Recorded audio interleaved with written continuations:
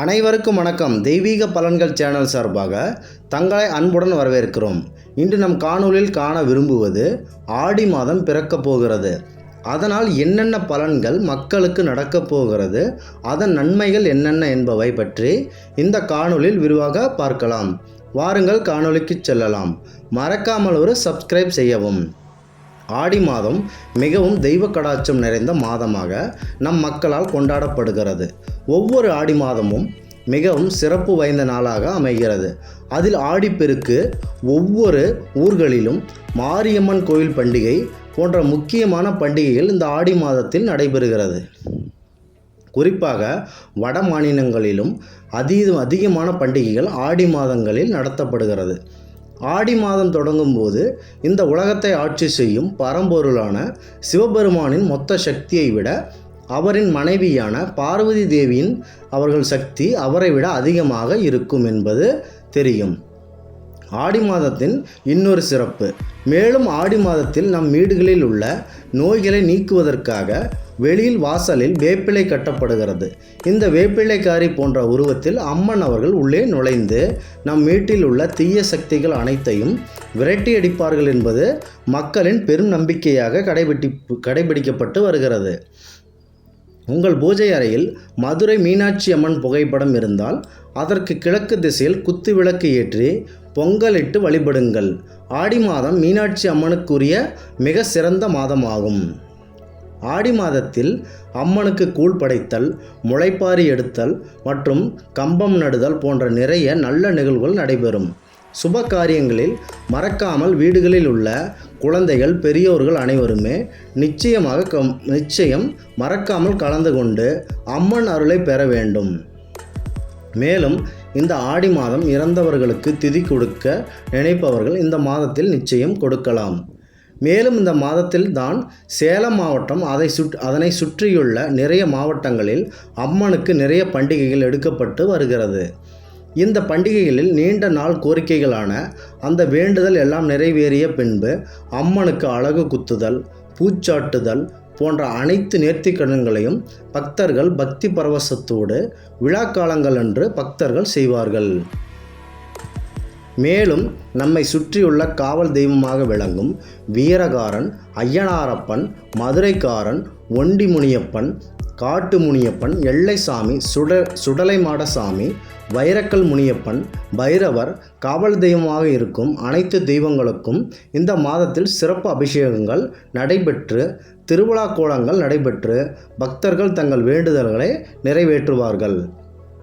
அதுவே இந்த ஆடி மாதத்தில் ஆடி பௌர்ணமி அன்று வரும் நாளில் சிவபெருமானுக்கு நல்ல திரட்டுப்பாலில் செய்து அபிஷேகம் செய்து வஸ்திரம் அணிவித்து 200 முத்துக்களுக்கு கோர்த்து மணிமாலை மற்றும் பொங்கல் போன்றவற்றை படையலிட்டு பௌர்ணமி என்று செய்து வாருங்கள்.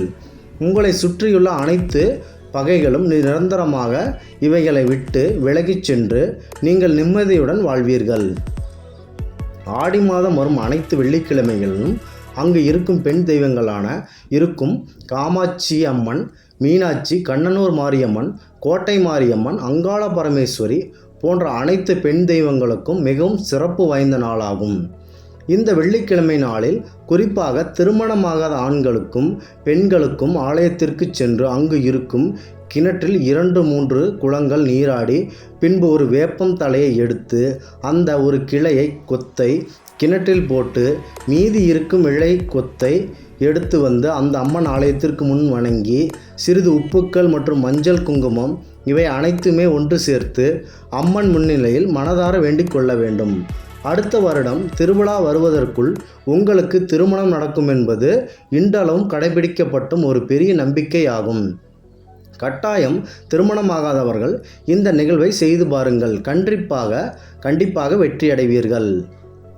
ஆடி மாதம் முடிவதற்குள் குடும்பத்தில் உள்ள நபர்கள் அனைவரும் வெளியூரில் இருந்து அனைவரும் ஒன்று சேர வேண்டும். அப்படி குடும்பங்கள் ஒன்று சேர்ந்த பிறகு அவர்கள் அனைவரையும் வைத்து ஒரு மகாலட்சுமி ஹோமம் ஒன்று சேர்த்து செய்யுங்கள்.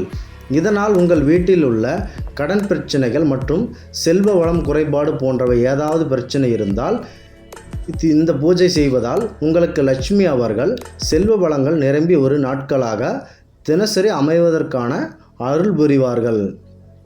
இந்த முறை செய்து பாருங்கள். மகாலட்சுமி பூஜை செய்வதற்காக காணொளிகள் நாங்கள் போட்டுள்ளோம். அதனை பார்த்து இந்த மகாலட்சுமி பூஜையை செய்யுங்கள். மேலும் புதிதாக திருமணம் ஆகாதவர்களுக்கு ஆடி மாதம் ஒரு அழைப்பு மாதமாக அழகான தருணமாக அமையும். அவ்வாறு இருக்கும்போது தம்பதிகளுக்கு என்னுடைய மனமார்ந்த வாழ்த்துக்கள். அப்படி வீட்டுக்கு வரும்போது தம்பதிகளுக்கு பெற்றோர்கள் புத்தாடை இவர்களுக்கு வாங்கி அணிவித்து, குறிப்பாக உங்கள் குலதெய்வம் இருக்கும் ஆலயத்திற்கு இருவரையும் கூட்டிச் சென்று அங்கு இருவரையும் கிழக்கு முகமாக பார்த்து உட்கார வைத்து, மாப்பிள்ளையானவர் அந்த பெண்ணின் தனது மனைவியின் நெற்றியில் குங்குமம் வைக்க வேண்டும். அதற்கு பிறகு அங்கு இருக்கும் உங்கள் குலதெய்வத்திற்கு சர்க்கரை பொங்கல் அல்லது வெள்ளத்தினால் செய்யப்பட்ட பொங்கல் படையலிட்டு இறைவனுக்கு படைக்க வேண்டும். இந்த ஆடி மாதம் இந்த வழிமுறையை நீங்கள் பின்பற்றுங்கள். புதுமண தம்பதிகளுக்கு மேலும் ஆடிப்பெருக்கு அன்று காவிரி ஆற்றில் அனைத்து தரப்பு மக்களும் கூடுவார்கள். அங்கே ஓடும் காவிரி ஆற்றின் அழகை பார்ப்பதற்காக, இறைவனின் திருவருள் பெறுவதற்காக புனித நீராடி அங்கு இறைவனை மனதார வேண்டுவார்கள்.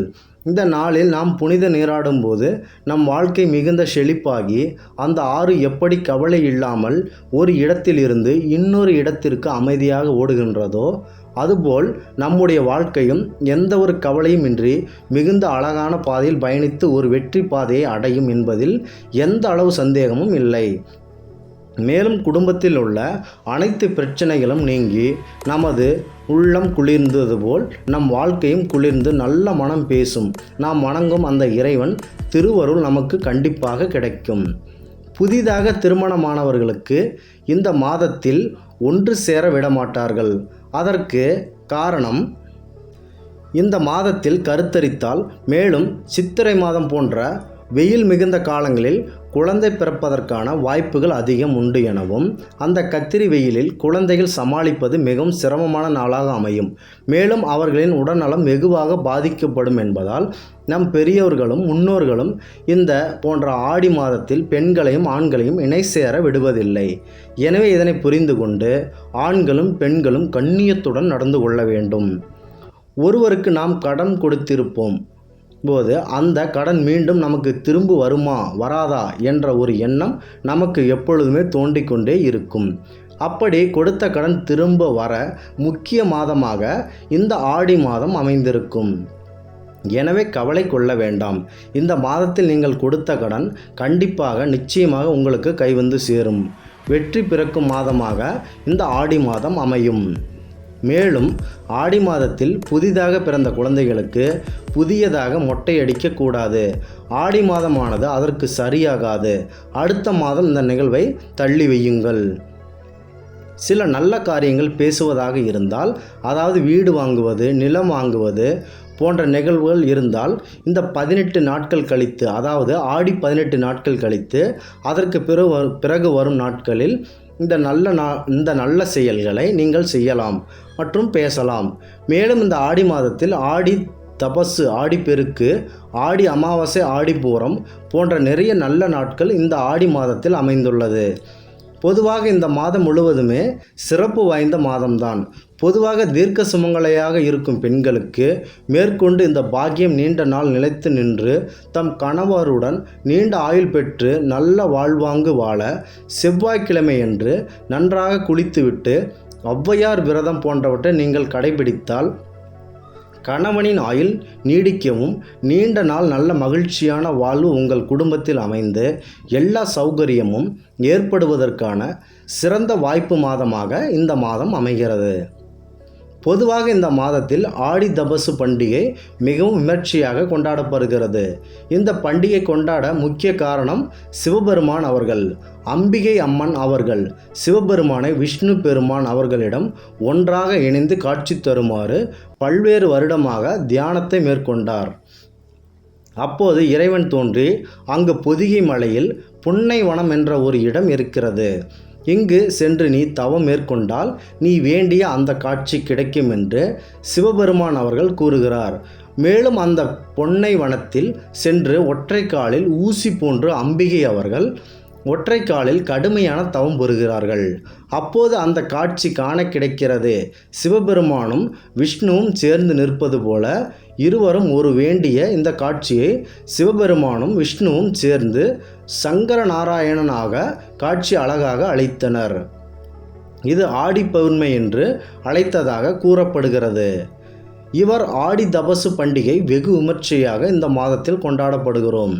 மேலும் முக்கியமாக ஆடி மாதத்தில் ஆடி கிருத்திகை என்ற நாள் சுப காரியங்கள் செய்வதற்கான ஒரு முக்கிய நாளாக அமைகிறது. இது பரம்பொருளான முருகப்பெருமானுக்கு முருகிய நாளாகும். பொதுவாக இந்த தனமானது ஆடி மாதத்தில் தொடங்கி தொடர்ந்து 6 மாதங்களுக்கு கடுமையான விரதம் இருந்து கார்த்திகை மாதத்தில் முடிக்கப்படுகிறது. இவ்வாறு இந்த விரதத்தில் நாம் மேற்கொள்ளும் போது ஆடி கிருத்திகை மூலம் முருகப்பெருமான் அவர்களின் திருவருளை எளிதில் பெறலாம் என்பது இந்த நாளின் மிகவும் சிறப்பு. அதுபோல பொதுவாக இந்த மாதத்தில் ஆடிப்பெருக்கு போன்ற பண்டிகை வெகு விமர்சையாக கொண்டாடப்பட்டு மக்களால் காலந்தோறும் வரவேற்கப்படுகிறது. அப்படி இந்த ஆடிப்பெருக்கு என்பதை பற்றி இங்கு காணலாம். ஆடிப்பெருக்கு என்பது பல்வேறு வருடமாக மழையின்றி போட்ட பயிர்கள் அனைத்தும் நாசமாகி கடுமையான மனவேதனையில் விவசாய மக்கள் துன்பங்களை அனுபவித்து வந்தனர். அப்பொழுது இறைவன் சிவபெருமான் அவர்கள் அருளால் விவசாயிகளுக்காகவே குறிப்பிட்ட அந்த ஆடி மாதத்தில் வெள்ளம் கரை புரண்டு ஓடத் தொடங்கியது. அந்த வெள்ளமும் மக்களின் பயன்பாட்டுக்கு விளைச்சல் பயிர்கள் அனைத்தும் சரி முப்பொழுதும் விளைந்து மேலும் அங்கு இருக்கும் கால்நடை உயிர்கள் அனைத்து உயிர்களுக்குமே ஒரு பெரும் உணவாய் விளைவிக்கும் நீரானது தாகத்தினை தீர்த்தது. இவ்வாறு கரை புரண்டு ஓடும் வெள்ளம் காவிரி நீர்பிடிப்பு பகுதியினை வேகமாக கடந்து அழகாக செல்லும். இப்படி பெருக்கெடுத்து ஓடும் நீரின் அழகை காணவும் மேலும் அந்த காவிரி தேவியை மனதார வழிபடவும் மேலும் இது போன்ற அழகான மக்களுக்கு பயன்படுகின்ற வகையில் விவசாய பயிர்கள் நன்கு முளைத்து அறுவடைக்கு ஏற்பட செய்து தந்த இறைவனுக்கு நன்றி தெரிவிக்கும் வகையில் இந்த ஆடிப்பெருக்கு பண்டிகை மிகவும் விமர்சையாக கொண்டாடப்பட்டு வருகிறது. இந்த ஆடிப்பெருக்கு பண்டிகையானது ஆடி 18ஆம் தேதி கொண்டாடப்பட்டு வருகிறது. நீர்நிலை பகுதிகளான மேட்டூர் போன்ற பெரிய நீர்த்தேக்கங்களில் அங்கு மக்கள் காவிரி கரையோரம் தங்களது வேண்டுதல்களை நிறைவேற்றி அந்த புனித நீராடி அங்கு இருக்கும் காவல் தெய்வமான முனியப்பனுக்கு படையலிட்டு நேர்த்தி கடன்களை நிறைவேற்றிக் கொள்கின்றனர். இவ்வாறு ஒவ்வொரு ஆண்டுமே சேலம் மாவட்டத்தில் உள்ள மேட்டூர் அணையில் அதிக அளவிலான சுற்றுலா பயணிகள் மற்றும் மக்களின் எண்ணிக்கை வெகுவாக அதிகரிக்க தொடங்கியுள்ளது.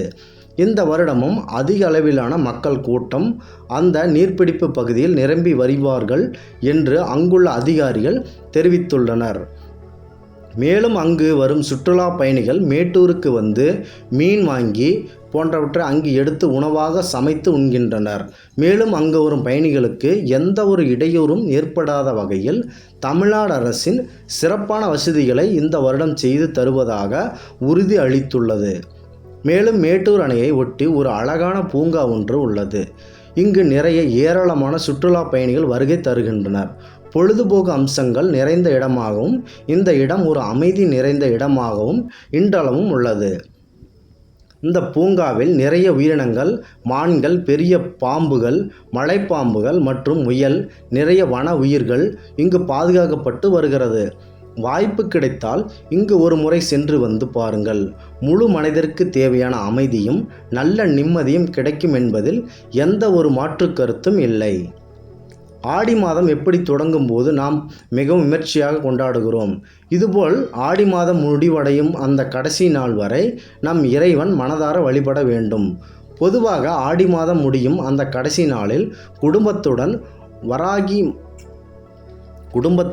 மரணமாகியவரை மனதார வழிபட வேண்டும். நம் முன்னோர்களுக்கு ஏதாவது நம் தர்ப்பணம் கொடுக்க வேண்டிய திதி கொடுக்க வேண்டிய விஷயங்கள் இருந்தால் வராகி அம்மனுடன் மனதில் வேண்ட வேண்டும்.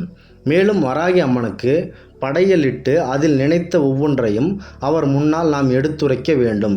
இது போன்ற அந்த ஆடி மாதம் கடைசி நாளில் செய்து வாருங்கள். கண்டிப்பாக உங்களை விட்டு சென்ற முன்னோர்கள் உங்களின் அழைப்பை ஏற்றுக்கொள்வார்கள். அங்கிருந்து உங்களுக்கு நல்ல ஆசி வழங்குவார்கள். மேலும் நாங்கள் கூறியுள்ள அனைத்தும் இந்த அனைத்து மகத்துவம் சிறந்த ஆடி மாதத்தின் முக்கிய சிறப்புகள் ஆகும்.